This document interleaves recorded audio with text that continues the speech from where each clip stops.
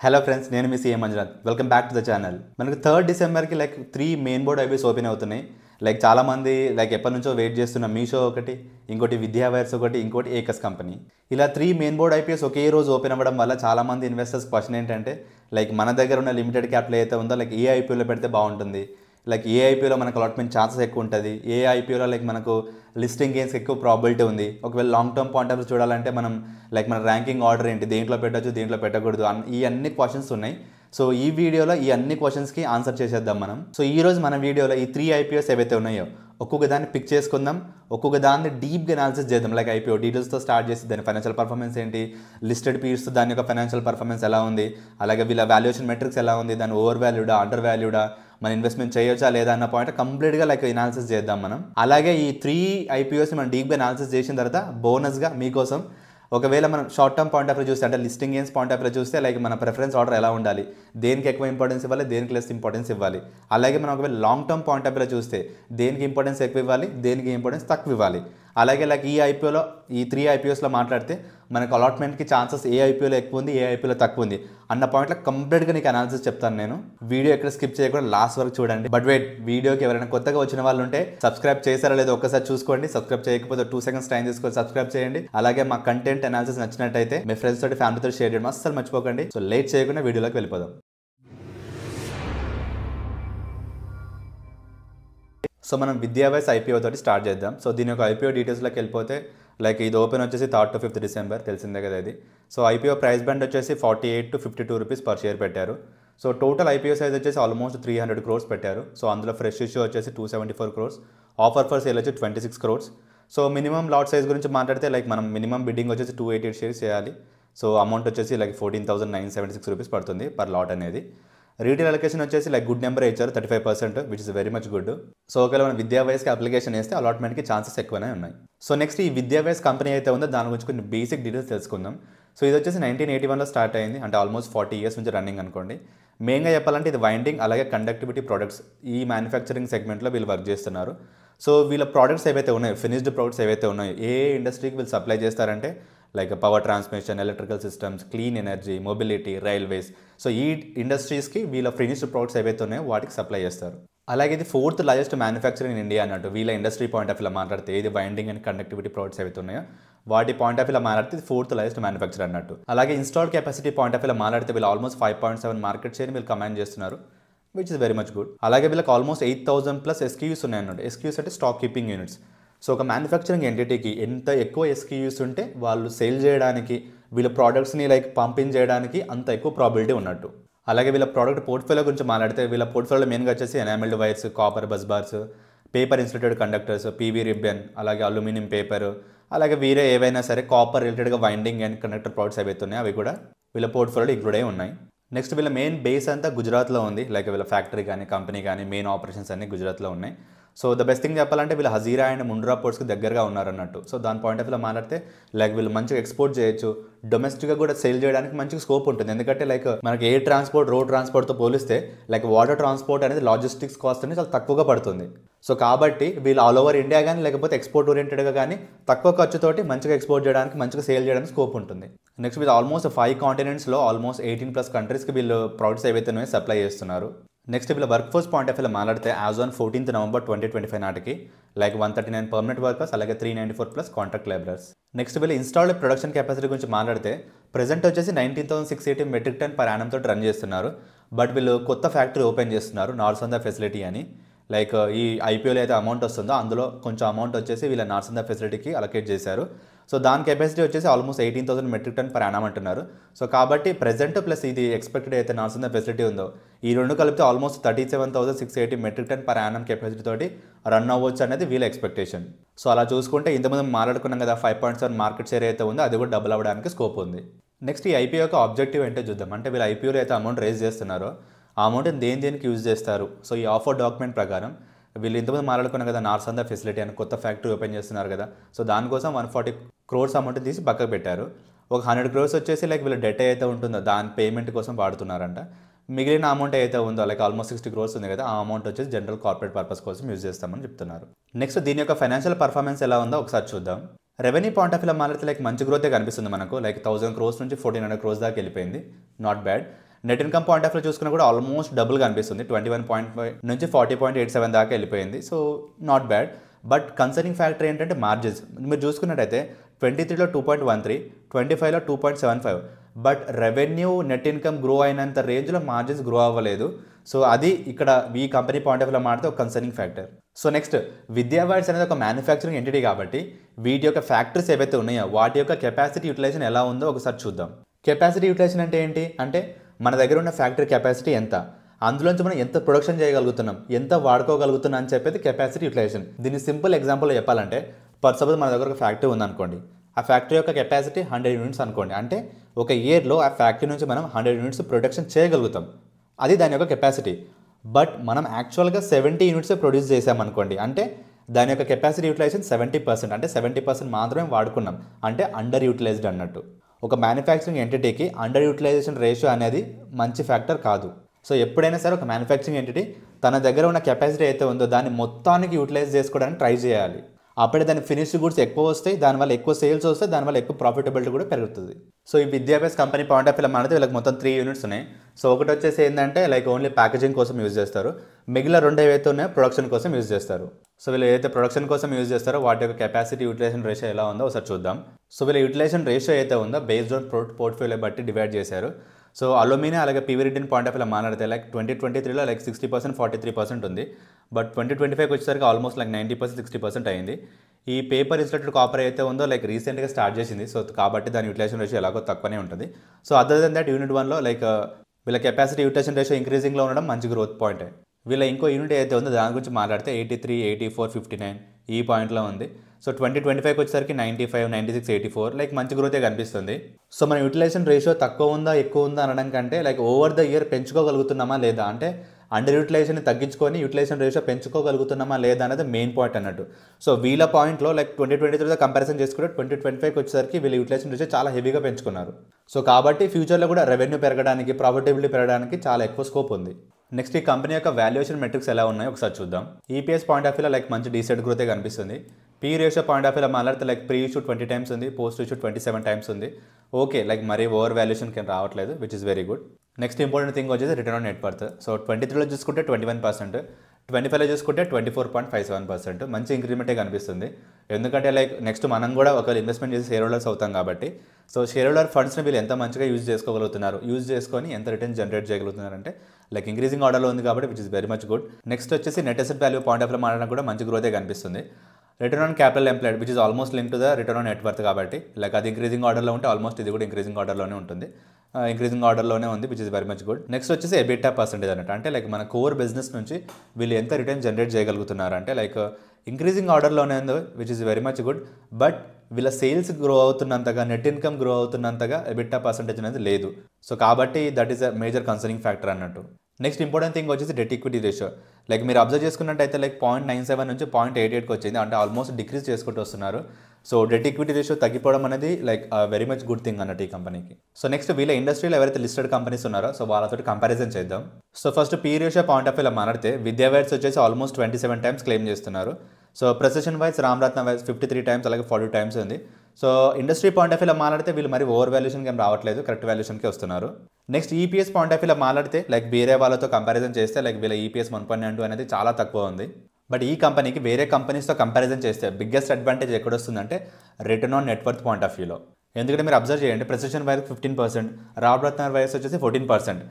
Even though వాళ్ళ revenue అనేది చాలా ఓవర్గా ఉన్నా, అంటే దాని మీనింగ్ ఏంటి, వేరే కంపెనీస్తో పోలిస్తే ఈ విద్యాభ్యాస కంపెనీ అయితే షేర్ హోల్డర్ ఫండ్స్ ఉందో దాన్ని మంచిగా యూటిలైజ్ చేసుకోగలుగుతుంది, మంచి రిటర్న్ జనరేట్ చేయగలుగుతుంది which is very much good. Next NAV పాయింట్లో కానీ లేదా రెవెన్యూ పాయింట్ ఆఫ్ వ్యూలో కానీ వేరే కంపెనీస్తో కంపారిజన్ చేస్తే చిన్న company, but the good thing ఏంటంటే చిన్న కంపెనీ అయినా సరే అసెట్ బేస్ తక్కువ ఉన్నా సరే మంచి return on net worth maintain చేయడం అనేది ఈ కంపెనీకి బిగ్గెస్ట్ అడ్వాంటేజ్. నెక్స్ట్ ఈ కంపెనీ పాయింట్ ఆఫ్ వ్యూలో ఉన్న రిస్క్స్ ఏంటో ఒకసారి చూద్దాం. సో ఈ company point of view finished goods ఏవైతే ఉన్నాయో వాటికి కావాల్సిన రా మెటీరియల్ ఏంటంటే అంటే మెయిన్గా వీళ్ళకి వచ్చేసి కాపర్ కావాలంట, అల్యూమినియం కావాలంట, అలాగే ఇన్సులేషన్ మెటీరియల్ కావాలంట. బట్ మీరు ఇక్కడ చూసుకున్నట్టయితే సిగ్నిఫికెంట్ పోర్షన్ దేని నుంచి కావాలంటే కాపర్ అన్నట్టు. సో ఆల్మోస్ట్ 2023లో 96% కావాలనుకుంటే లైక్ 2025కి వచ్చేసి ఆల్మోస్ట్ 93% అన్నట్టు, అంటే మాక్సిమం పోర్షన్ వీళ్ళకి కావాల్సింది కాపర్ అన్నట్టు. కాపర్ ఇలాంటి మెటీరియల్ అంటే దీని ప్రైసెస్ అనేది చాలా ఫ్లక్చువేషన్స్, చాలా వోల్టాలిటీ ఉంటుంది అన్నట్టు. సో ఫ్యూచర్లో ఈ కాపర్ రిలేటెడ్గా ఏవైతే ప్రైసెస్ ఉన్నాయో అవి ఒకవేళ చాలా హైగా పెరిగితే వీళ్ళ ప్రాఫిటబిలిటీ అనేది చాలా దారుణంగా డ్యామేజ్ అయ్యే స్కోప్ ఉంది. ఈ కంపెనీ పాయింట్ ఆఫ్ వ్యూలో ఇంకో రిస్క్ ఏంటంటే వీళ్ళ క్యాష్ ఫ్రమ్ ఆపరేటింగ్ యాక్టివిటీస్ అయితే ఉందో ఫస్ట్ టైం 2025లో లైక్ ఆల్మోస్ట్ నెగిటివ్కి వచ్చింది అన్నట్టు.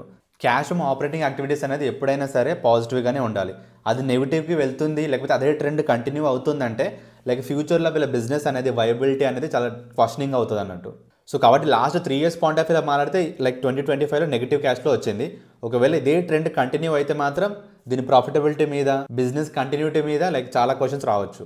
నెక్స్ట్ ఇంపార్టెంట్ రిస్క్ వచ్చేసి ఏంటంటే సప్లయర్ డిపెండెన్సీ అన్నట్టు. అంటే మీరు ఇక్కడ చూసుకున్నట్టయితే టాప్ 1 సప్లయర్ అలాగే టాప్ 5 సప్లయర్స్ నుంచి చూసుకుంటే టాప్ 1 సప్లయర్ అంటే వీళ్ళు రా మెటీరియల్ సప్లయర్స్ ఏవైతే ఉన్నారో వాళ్ళని కేటగిరైజ్ చేస్తే ఫస్ట్ సప్లయర్ నుంచి ఆల్మోస్ట్ 38% కొంటున్నారు.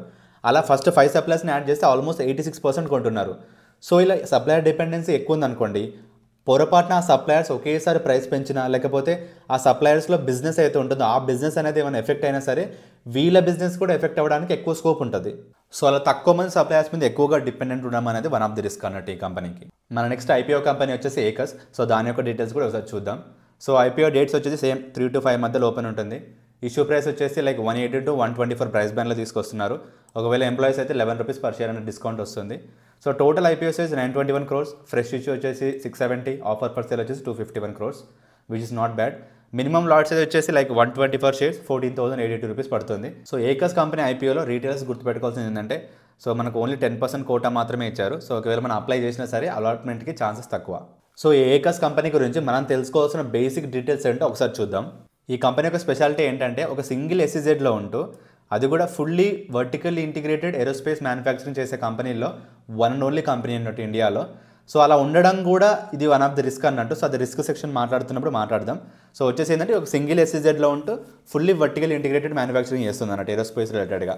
So as at 31st March 2025కి మాట్లాడితే వీళ్ళ ఇండస్ట్రీలో ఎవరైతే ప్లేయర్స్ ఉన్నారో వాళ్ళకు కూడా పోర్ట్ఫోలియో ఉంటుంది కదా. సో వాళ్ళ పోర్ట్ఫోలియోతో కంపారిజన్ చేస్తే ఈ ఏకస్ పోర్ట్ఫోలియో అనేది లార్జెస్ట్ పోర్ట్ఫోలియో అన్నట్టు. సో దాంట్లో ఏమేమి ఉంటాయంటే ఇంజన్ కాంపనెంట్స్ కానీ, ల్యాండింగ్ సిస్టమ్స్ కానీ, కార్గో కాంపనెంట్స్ కానీ, ఇంటీరియర్ సిస్టమ్స్ కానీ, లేకపోతే స్ట్రక్చరల్ సిస్టమ్స్ అన్నట్టు.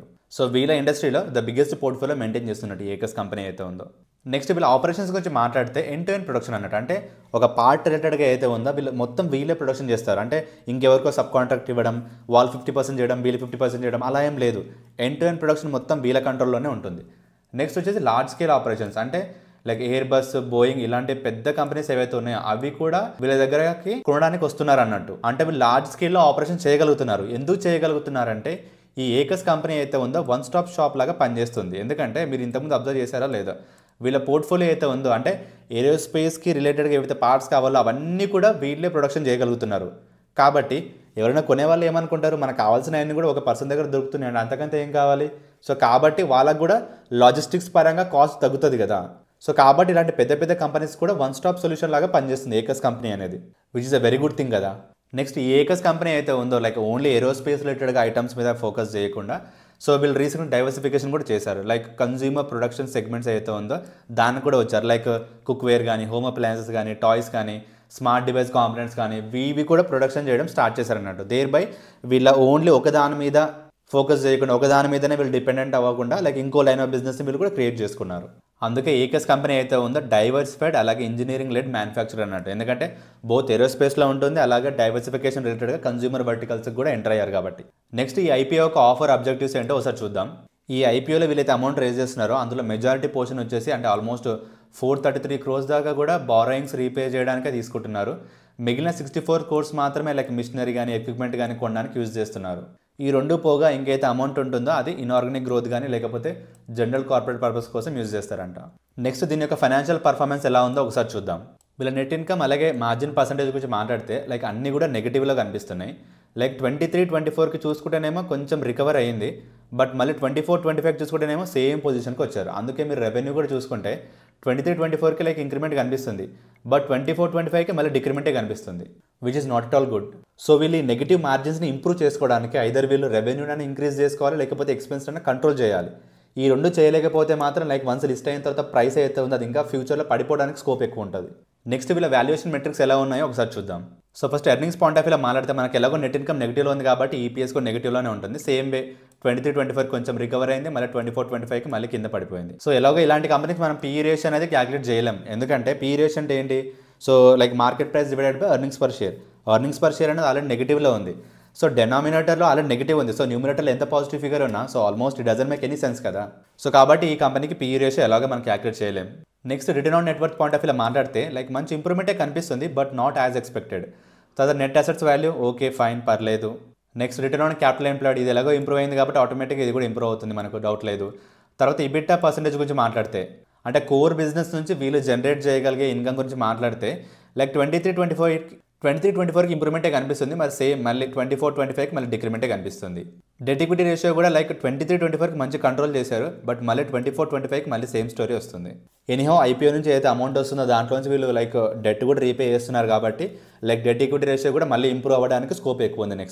నెక్స్ట్ ఈ ఇండస్ట్రీలో ఉన్న లిస్టెడ్ పీర్స్ ఏవైతే ఉన్నాయో వాళ్ళతో కంపారిజన్ చేద్దాం. ఆజాద్ ఇంజనీరింగ్ అలాగే యూనిమిక్ ఏరోస్పేస్. సో ఈ ఏకస్ కంపెనీ పాయింట్ ఆఫ్ వ్యూలో పీఈ రేషియో కానీ ఈపీఎస్ కానీ రిటర్న్ ఆన్ నెట్వర్త్ కానీ లైక్ ఇవి కంపారిజన్ చేయడం డజన్ మేక్ ఎనీ సెన్స్ కదా, ఎందుకంటే ఇవి ఆల్రెడీ నెగిటివ్లో ఉన్నాయి కాబట్టి ఇవి మనం కంపారిజన్లోకి తీసుకోలేము అసలు.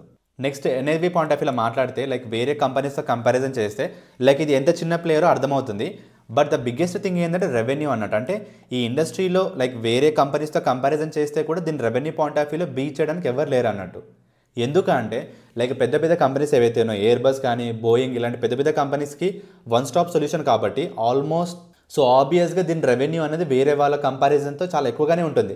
ద బ్యాడ్ థింగ్ ఏంటంటే రెవెన్యూ అంత ఉన్నా సరే వీళ్ళు ప్రాఫిటబిలిటీ మెయింటైన్ చేయలేకపోవడం, నెగిటివ్ మార్జిన్స్ ఉండడం అనేది బిగ్గెస్ట్ డ్రాబ్యాక్ అన్నట్టు ఈ కంపెనీకి. నెక్స్ట్ ఈ కంపెనీ రిలేటెడ్గా ఉన్న రిస్క్ ఏంటో ఒకసారి చూద్దాం. సో మనం స్టార్టింగ్లో కంపెనీ గురించి మాట్లాడేటప్పుడు మాట్లాడుకున్నాం కదా, ఇది ఒక సింగిల్ ఎస్ఈజెడ్లో ఉంటూ fully vertically integrated manufacturing company అని. సో అలా ఒక సింగిల్ ఎస్ఈజెడ్లో ఒక సింగిల్ రీజియన్లో ఉండడం వల్ల జియోగ్రఫికల్గా చాలా రిస్క్ ఉంటుంది. ఎందుకంటే సపోజ్ ఆ రీజియన్లో కానీ ఆ స్టేట్లో కానీ సంథింగ్ ఏదైనా ప్రాబ్లం ఏంటంటే వీళ్ళ మొత్తం ఆపరేషన్స్ డిస్టర్బ్ అయ్యే ఛాన్స్ ఉంటుంది. కాబట్టి అలా ఒకటే దగ్గర కాన్సన్ట్రేటెడ్గా ఉండడం అనేది లైక్ జియోగ్రఫికల్ కాన్సన్ట్రేషన్ రిస్క్ అనేది పెంచుతుంది అన్నట్టు. నెక్స్ట్ ఇంపార్టెంట్ రిస్క్ వచ్చేసి ఇందాక మాట్లాడుకున్నాం కదా, ఒక మ్యానుఫ్యాక్చరింగ్ ఎంటిటీకి కెపాసిటీ యూటిలైజేషన్ రేషియో ఎక్కువగా ఉండడం అనేది చాలా చాలా చాలా ఇంపార్టెంట్. అది వాళ్ళ ప్రాఫిటబిలిటీని డైరెక్ట్గా ఎఫెక్ట్ చేస్తుంది.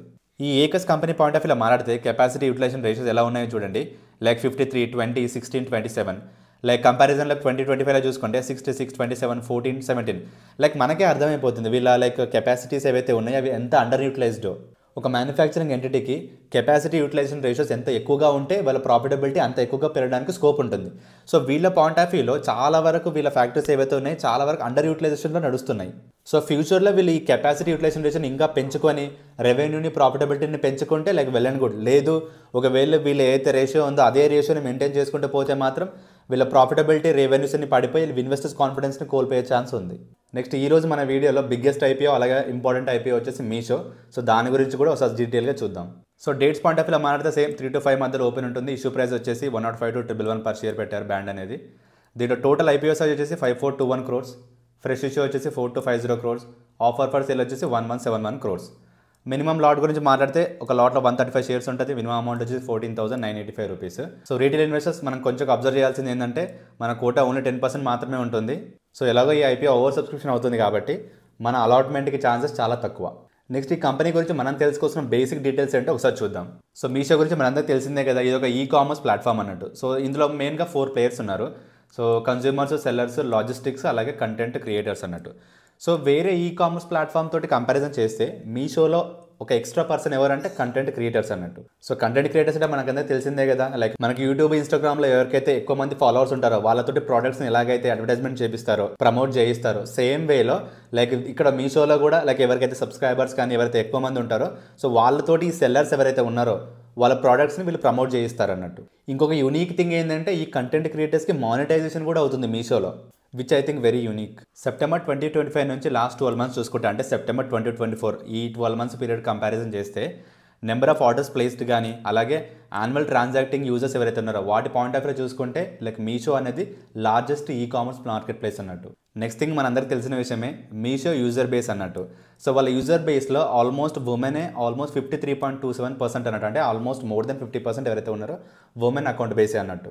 సో వీళ్ళ ఆపరేషన్ మనం 2 segments కింద డివైడ్ చేయొచ్చు. ఒకటి వచ్చేసి మార్కెట్ ప్లేస్ అంటే లైక్ సెల్లర్స్కి, కస్టమర్స్కి అయితే డిజిటల్ ప్లాట్ఫామ్ క్రియేట్ చేశారో సో దాని రిలేటెడ్గా అయితే రెవెన్యూ ఉంటుందో దాని మార్కెట్ ప్లేస్ రిలేటెడ్ అన్నట్టు. ఈ మార్కెట్ ప్లేస్లో వీళ్ళకి దేని వల్ల రెవెన్యూ జనరేట్ అవుతుందంటే లైక్ ఫుల్ఫిల్మెంట్ సర్వీసెస్ కానీ అంటే లైక్ డెలివరీ రిలేటెడ్ అన్నట్టు. నెక్స్ట్ అడ్వర్టైజింగ్ అన్నట్టు, అంటే సెల్లర్స్ ఎవరైతే ఉంటారో వాళ్ళ ప్రోడక్ట్స్ అడ్వర్టైజ్ చేసుకోవాలి కదా వీళ్ళ యాప్లో, ప్రమోట్ చేసుకోవాలి కదా. సో దాని రిలేటెడ్ ఉన్న రెవెన్యూ. అలాగే డేటా ఇన్సైట్స్, అంటే లైక్ ఏ కస్టమర్ ఎక్కువగా ఏది కొంటున్నాడు, ఎంత ప్రైస్ రేంజ్లో కొంటున్నాడు, సో ఆ మొత్తం డేటా అనేది లైక్ సెల్లర్స్ షేర్ చేయడానికి దాని నుంచి ఛార్జ్ చేస్తారు కదా. సో దాని రిలేటెడ్ డేటా అన్నట్టు. అండ్ ద ఇంపార్టెంట్ థింగ్ ఏంటంటే లైక్ మీషో అయితే ఉందో అది జీరో కమిషన్ మోడల్ అన్నట్టు. అంటే సెల్లర్స్ ఎవరైతే ఉన్నారో మీషో యాప్ ద్వారా ఏవైతే ప్రొడక్ట్స్ సేల్ చేస్తారో ఆ సేల్ చేసిన వాటి ప్రొడక్ట్స్ మీద ఎలాంటి కమిషన్ లేదన్నట్టు. లైక్ దీన్ని మన అమెజాన్, ఫ్లిప్కార్ట్ పాయింట్ ఆఫ్ వ్యూలో మాట్లాడితే లైక్ ఫర్ సపోజ్ ఒక సెల్లర్ అనేవాడు 100 రూపీస్ గూడ్స్ వర్త్ అమ్మాడు అనుకోండి, ఆ 100 రూపీస్లోంచి సమ్ కమిషన్ ఫ్లిప్కార్ట్ కానీ అమెజాన్ కానీ డిడక్ట్ చేసుకుంటుంది అన్నట్టు. బట్ మీషో పాయింట్ ఆఫ్ వ్యూలో మాట్లాడితే లైక్ మీషో యాప్ ద్వారా గూడ్స్ ఏవైతే సేల్ చేసి ఉంటారో వాటికి జీరో కమిషన్ అన్నట్టు. బట్ రిలేటెడ్ సర్వీస్ ఏవైతే ఉన్నాయో అంటే డెలివరీ కానీ, అడ్వర్టైజ్మెంట్ కానీ, డేటా ఇన్సైట్స్ కానీ, వీటి రిలేటెడ్గా అయితే లైక్ ఛార్జెస్ ఉంటాయి అవి మాత్రమే మీషో రికవర్ చేస్తుంది సెల్లర్ నుంచి. సో ఈ మీషో వాళ్ళు జీరో కమిషన్ మోడల్ ఎందుకు అడాప్ట్ చేసుకున్నారంటే ఎక్కువ మంది సెల్లర్స్ ఎవరైతే ఉన్నారో వాళ్ళు ఈ యాప్కి రావడానికి. సెకండ్ థింగ్ ఏంటంటే వీళ్ళు ఆపరేట్ అయ్యే సెగ్మెంట్ అయితే ఉందో లో ప్రైస్ సెగ్మెంట్, అంటే లైక్ మీషో రిలేటెడ్గా అయితే ప్రొడక్ట్స్ ఉంటాయో అవి చాలా లో ప్రైస్ సెగ్మెంట్ అన్నట్టు. సో అందులో కస్టమర్కి తక్కువ ప్రైస్కి ఇవ్వాలి అంటే దాని రిలేటెడ్ కాస్ట్ అయితే ఉందో అది ఎంత తక్కువ ఉంటే అంత బెటర్. సో ఇప్పుడు వీళ్ళు సెల్లర్స్కి ఛార్జ్ చేసి దాని ప్రైస్ పెంచి దానివల్ల కస్టమర్కి ఇంకొంచెం ప్రైస్ ఎక్కువ అయితే ఆ కస్టమర్ అనేవాడు మళ్ళీ రిపీటెడ్గా పర్చేస్ ఆర్డర్స్ పెట్టలేడు కదా. సో కాబట్టి అల్టిమేట్గా కన్జ్యూమర్కి తక్కువ ప్రైస్కి వెళ్ళడానికి దాని బ్యాక్వర్డ్ క్యాల్కులేషన్లో అయ్యే కాస్ట్లన్నీ కూడా వీళ్ళు తగ్గించడానికి మెయిన్గా ఈ జీరో కమిషన్ మోడల్ని అడాప్ట్ చేసుకున్నారు అన్నట్టు. నెక్స్ట్ వీళ్ళ ఆపరేషన్స్లో ఇంకో సెగ్మెంట్ వచ్చేసి న్యూ ఇనిషియేటివ్స్, అంటే లైక్ మీషో గ్రాసరీ కానీ లేకపోతే సెల్లర్స్ ఎవరైతే ఉన్నారో వాళ్ళకి క్రెడిట్ ఫెసిలిటీ ఇవ్వడం కానీ ఇంకా చాలా activities other than market place రిలేటెడ్గా ఏవైతే ఉంటాయో వాటన్నిటిని కూడా వీళ్ళు న్యూ ఇనిషియేటివ్స్ కింద కేటగరైజ్ చేస్తున్నారు. ఈ మీషో రిలేటెడ్గా మనం తెలుసుకోవాల్సిన ఇంకో ఇంట్రెస్టింగ్ థింగ్ వచ్చేసి వాల్మో.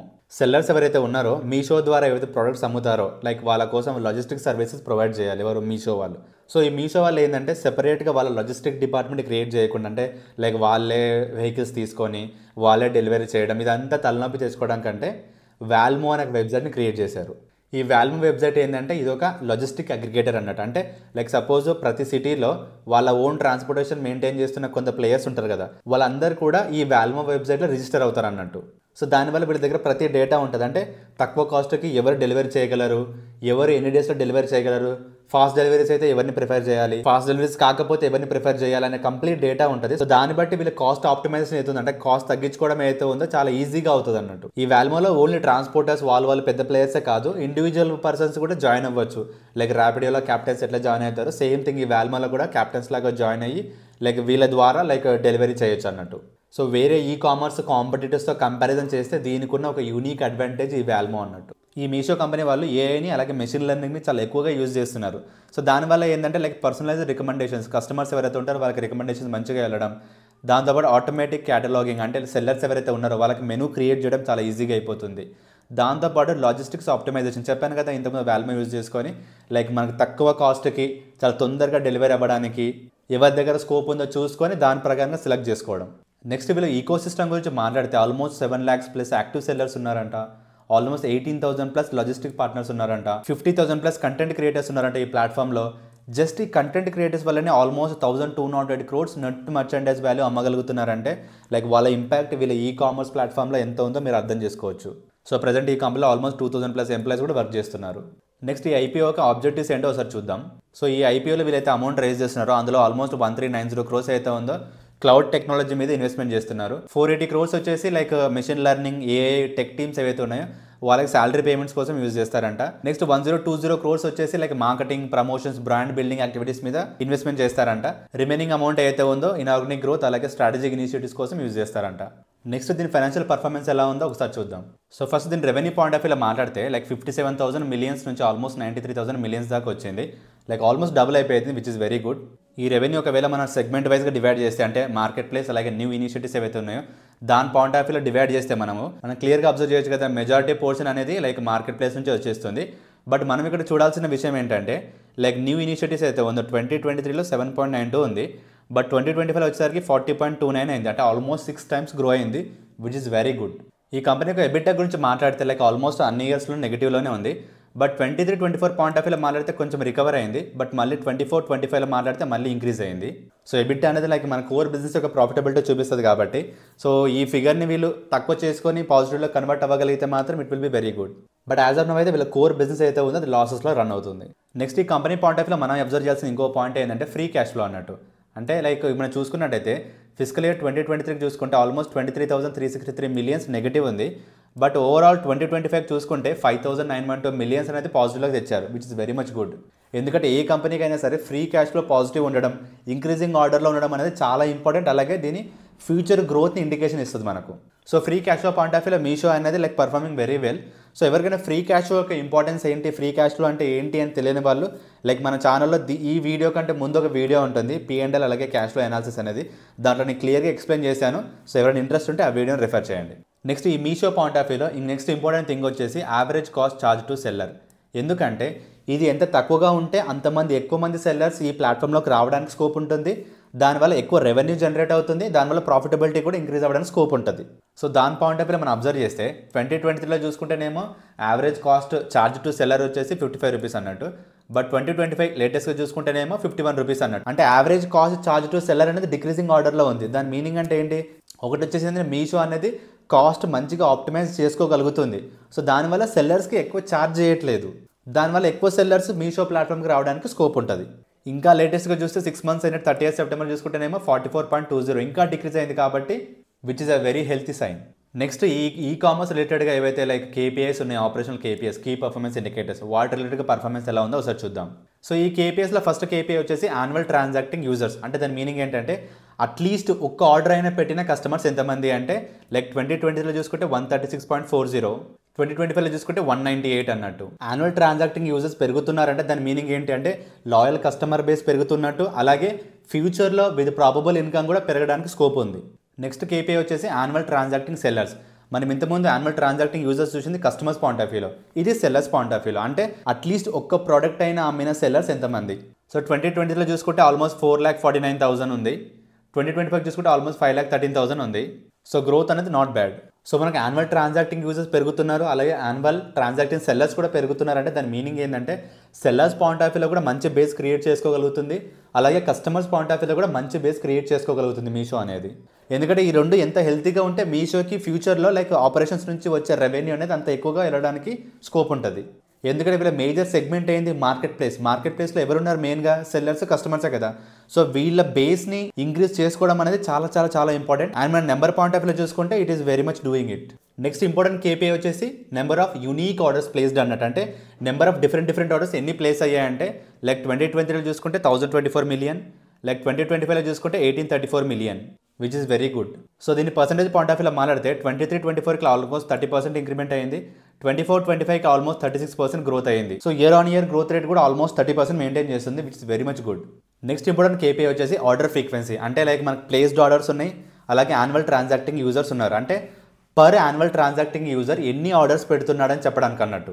సో దాని పాయింట్ ఆఫ్ వ్యూలో మాట్లాడితే 2023లో 7.51 ఆర్డర్స్ ఉన్నాయి, 2025లో వచ్చేసి 9.23 అన్నట్టు. సో దీన్ని సింపుల్గా చెప్పాలంటే 2023లో పర్ యూజర్ 7.51 ఆర్డర్స్ పెడితే 2025కి వచ్చేసరికి పర్ యూజర్ ఎన్ని ఆర్డర్స్ పెడుతున్నాడో 9.23. అంటే పర్ యూజర్ ఆర్డర్స్ పెరుగుతున్నాయి కాబట్టి which is a very good healthy signal.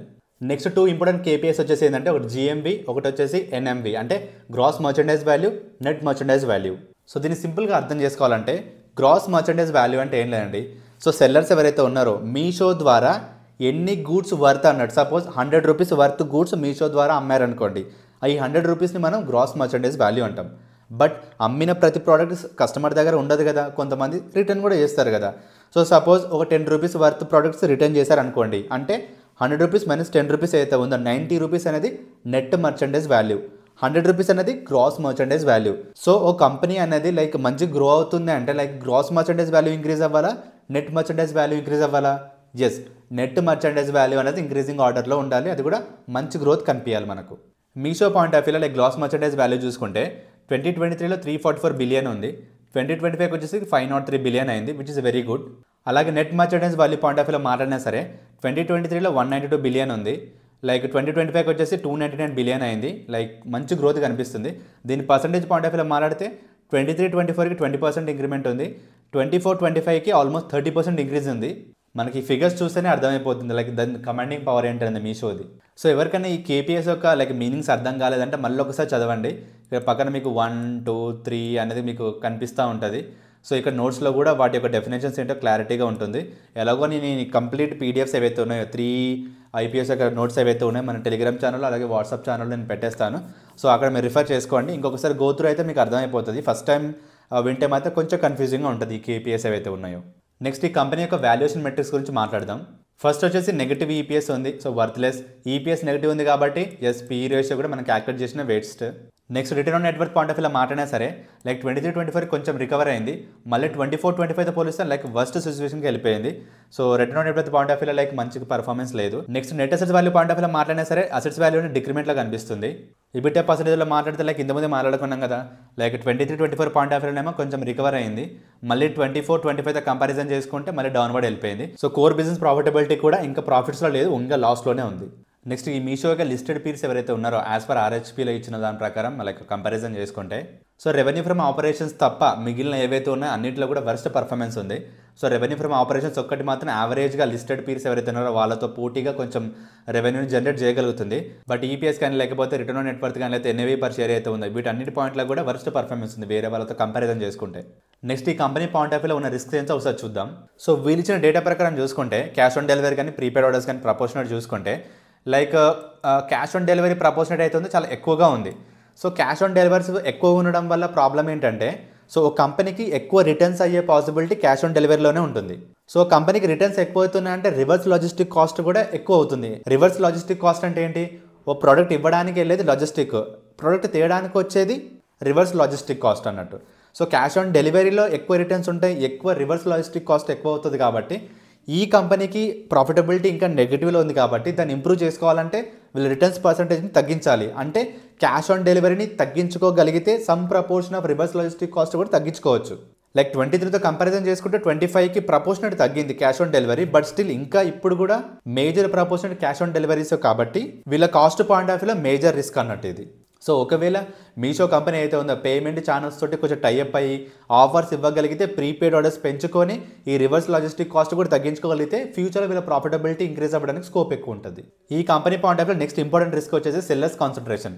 మీరు వాళ్ళు ఇచ్చిన డేటా ప్రకారం ఒకసారి అబ్జర్వ్ చేసుకుంటే లైక్ గుజరాత్ నుంచి, ఉత్తరప్రదేశ్ నుంచి, ఢిల్లీ నుంచి, రాజస్థాన్ నుంచి ఈ మేజర్ 4 సిటీస్ నుంచి ఆల్మోస్ట్ 50% కంటే ఎక్కువ సెల్లర్స్ ఉన్నారు. సో జియోగ్రఫికల్గా ఎక్కువ మంది ఒకే ప్లేస్లో ఉన్నారు కాబట్టి లైక్ జియోగ్రఫికల్గా ఏమైనా ప్రాబ్లం వచ్చినా లేకపోతే ఆ రీజియన్స్లో సమ్ ఇంపాక్ట్ వచ్చిందంటే వీళ్ళ రెవెన్యూ అవుతుందో కంప్లీట్గా డిస్టర్బ్ అవ్వడానికి ఛాన్స్ ఉంటుంది. కాబట్టి ఒకవేళ వీళ్ళు సెల్లర్స్ని ఎవరైతే ఉన్నారో ఇంకొంచెం డివిజన్ చేయగలి వేరే స్టేట్స్లోకి ఇంకొంచెం పెనిట్రేట్ అవ్వగలిగితే ఈ సెల్లర్స్ కాన్సన్ట్రేషన్ రిస్క్ అనేది ఓవర్కమ్ చేయొచ్చు వీళ్ళు. బట్ యాజ్ ఆఫ్ నౌ అయితే ఓన్లీ 4 స్టేట్స్ నుంచి ఆల్మోస్ట్ 50% కంటే ఎక్కువ సెల్లర్స్ ఉన్నారు కాబట్టి సెల్లర్స్ కాన్సన్ట్రేషన్ రిస్క్ అనేది ఉందన్నట్టు ఈ కంపెనీకి. సో మనం ఇప్పటిదాకా 3 IPOs అనాలిసిస్ కంప్లీట్ చేసుకున్నామండి. మీషోది, ఏకస్ది అలాగే విద్యావైర్స్ది. సో ఇప్పుడు మోస్ట్ ఇంపార్టెంట్ థింగ్ అలాగే మీరు ఎప్పుడెప్పుడైనా వెయిట్ చేస్తున్నది ఆర్డర్ ప్రిఫరెన్స్. సో ఒకవేళ మన దగ్గర లిమిటెడ్ క్యాపిటల్ ఉంటే లైక్ వేటికి ఇంపార్టెన్స్ ఇవ్వాలి, వేటికి ఇంపార్టెన్స్ ఇవ్వకూడదు అన్న పాయింట్లో డిస్కషన్ ఒకసారి చూద్దాం. సో ఫస్ట్ అలాట్మెంట్ ఛాన్సెస్ గురించి మాట్లాడదాం. అంటే మనం వన్స్ ఐపీఓకి అప్లికేషన్ చేసిన తర్వాత కూడా లైక్ అలాట్మెంట్కి ఎంత ఛాన్సెస్ ఉంది అన్న పాయింట్ ఆఫ్ వ్యూలో మాట్లాడితే లైక్ మీషోకి, ఏకస్కి రెండింటికి కూడా లైక్ లెస్ ఛాన్సెస్ ఉన్నాయి. ఎందుకంటే లైక్ రీటైల్ కోట్ అనేది చాలా తక్కువ ఉంది, లెస్ దాన్ 10% ఉంది. సో కాబట్టి మీషోలో, ఏకస్లో లైక్ మనకు అలాట్మెంట్కి ఛాన్సెస్ చాలా తక్కువ. వేరేయాజ్ విద్యావైర్స్లో రీటైల్ అప్లికేషన్ అనేది 35% దాకా ఉంది. కాబట్టి లైక్ మనకి దీంట్లో ఒకవేళ అప్లికేషన్ ఇస్తే అలాట్మెంట్కి ఛాన్సెస్ ఎక్కువ. ఇప్పుడు మన ఆర్డర్ ప్రిఫరెన్స్ గురించి మాట్లాడదాం. ఫర్ సపోజ్ మీ దగ్గర లిమిటెడ్ క్యాపిటల్ ఉంది, అంటే సపోజ్ మీరు ఒకటే ఐపీఓకి అప్లికేషన్ చేయడానికి అమౌంట్ ఉందా అనుకుందాం. సో ఒకవేళ మీరు లిస్టింగ్ గెయిన్స్ పాయింట్ ఆఫ్ వ్యూలో ఉన్నారు అనుకుంటే మీ ఫస్ట్ ప్రిఫరెన్స్ వచ్చేసి మీషో ఉండాలి, సెకండ్ ప్రిఫరెన్స్ వచ్చేసి ఏకస్ ఉండాలి, థర్డ్ ప్రిఫరెన్స్ వచ్చేసి విద్యావైర్స్ ఉండాలి. ఎందుకంటే ఇప్పుడు నేను వీడియో రికార్డ్ చేస్తున్న టైంకి grey market premium point of వ్యూలో మాట్లాడితే మీషోకి, ఏకస్కి ఆల్మోస్ట్ 35% దాకా ఉంది. సో కాబట్టి లిస్టింగ్ గెయిన్స్ పాయింట్ ఆఫ్ వ్యూలో లైక్ మీ ప్రిఫరెన్స్ వచ్చేసి మీషో, ఏకస్. లేదు నేను ఒకవేళ లాంగ్ టర్మ్లో హోల్డ్ చేద్దాం అనుకుంటున్నాను, కంపెనీ మీద నాకు నమ్మకం ఉంది, సో కంపెనీలో ఇన్వెస్ట్మెంట్ చేసి నేను లాంగ్ టర్మ్లో హోల్డ్ చేద్దాం అనుకుంటున్నాను అనుకుంటే అప్పుడు మీ ఆర్డర్ ప్రిఫరెన్స్ అనేది ఎలా ఉండాలంటే ఫస్ట్ వచ్చేసి మీషో, సెకండ్ వచ్చేసి విద్యావైర్స్, థర్డ్ వచ్చేసి ఏకస్. ఇలా ఎందుకు చెప్తున్నాను అన్నది జస్టిఫికేషన్ నేను చెప్పాలనుకుంటే ఫస్ట్ థింగ్ వచ్చేసి ఏంటంటే వీళ్ళు ఏదైతే ఐపీఓలోంచి అమౌంట్ రేజ్ చేస్తున్నారో అందులో ఎక్కువ ప్రపోర్షన్ దేనికోసం యూజ్ చేస్తున్నారన్న పాయింట్లో మాట్లాడితే మీషోలో ఏంటంటే ఎక్కువ ప్రపోర్షన్ వీళ్ళ బిజినెస్ డెవలప్మెంట్ కోసం యూజ్ చేసుకుంటున్నారు. అంటే క్లౌడ్ ఇన్ఫ్రాస్ట్రక్చర్ కానీ లేకపోతే లైక్ సబ్సిడీస్ ఇన్వెస్ట్మెంట్ చేయడం కానీ. సో దీనివల్ల ఫ్యూచర్ ప్రాఫిటబిలిటీ పెరుగుతుంది, ఫ్యూచర్లో కంపెనీ వాల్యూ కూడా పెరుగుతుంది. కాబట్టి మన అలాంటి కంపెనీస్లో లాంగ్ టర్మ్ వ్యూ తీసుకోవాలి. సో ఈ 3 కంపెనీస్లో మీషో అనేది ఎక్కువ ప్రపోర్షన్ అనేది తన బిజినెస్ డెవలప్మెంట్ కోసం యూజ్ చేస్తుంది. సెకండ్ ప్రయారిటీలో విద్యాభ్యాస్ పెడుతున్నాను, ఎందుకంటే ఏకస్లో మెజారిటీ పోర్షన్ కూడా డెట్ రీపేమెంట్ కోసమే వాడుతున్నారు. సో చాలా తక్కువ ప్రపోర్షన్ బిజినెస్ డెవలప్మెంట్ కోసం వెళ్తుంది. సో కాబట్టి ఏకస్ అనేది థర్డ్ ర్యాంకింగ్ అన్నట్టు. సో సెకండ్ ర్యాంకింగ్లో వచ్చేసి విద్యాభ్యాస్ అన్నట్టు. సో సమ్మరీగా చెప్పాలంటే లిస్టింగ్ గెయిన్స్లో మీ దగ్గర లిమిటెడ్ క్యాపిటల్ ఉంటే ఐదర్ మీషో కానీ ఏకస్ కానీ వెళ్ళొచ్చు.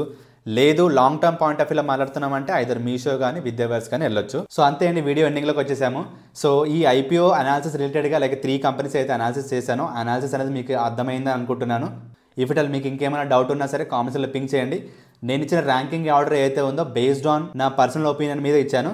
వన్స్ ఈ పర్సనల్ ఒపీనియన్ మీరు ఇన్పుట్ లాగా తీసుకొని మీ ఫర్దర్ అనాలిసిస్ చేసి ఇన్వెస్ట్మెంట్ చేయండి.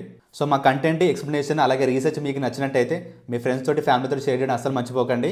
ఇలాంటి ఇంట్రెస్టింగ్ వీడియోస్ ఇంకా రావాలంటే మన ఛానల్ని సబ్స్క్రైబ్ చేయడం మాత్రం అస్సలు మర్చిపోకండి. సో నెక్స్ట్ వీడియోలో ఇంకా ఇంట్రెస్టింగ్ టాపిక్ తోటి మళ్ళీ కలుస్తాను. అంతవరకు సైనింగ్ ఆఫ్ మీ సీఏ మంజునాథ్.